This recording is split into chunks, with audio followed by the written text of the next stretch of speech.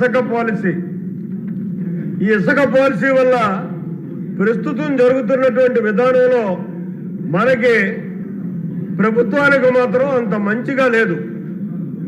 కాబట్టి దయించి దాని మీద పునరాలోచన చేయాలి. అధికారుల జోక్యం తగ్గించాలి. ఏదైతే గత పూర్వ విధానంలో ఎవరికి అవసరం ఉంటే వాడు వెళ్ళి ఇసుక తెచ్చుకునేటటువంటి విధానం ఉండేదో అదే విధానంతో మనం వదిలేసినట్టయితే పై ప్రాంతాలు పై రాష్ట్రాలకు పోకుండా నిరోధించగలిగి ఫ్రీగా ఆళ్లే వెళ్ళి తెచ్చుకునేలాగా, ఆళ్లే తవ్వుకునేలాగా, ఆళ్లే ట్రాన్స్పోర్ట్ చేసుకునేలాగా చేసినట్టయితే ఇసుక వల్ల మనకు మంచి వచ్చేటటువంటి పరిస్థితి ఉంటుంది అన్నది నా ఆలోచన. దాని మీద దృష్టి పెట్టమని చెప్పేసి వినయపూర్వకంగా కోరుకుంటూ, ఇక మట్టి ఇంకొద్దు సార్, ఏ ట్యాక్స్ దయచేసి కూర్చోండి. ఇంకా లాభం లేదు. I have to use my description. I'm sorry sir.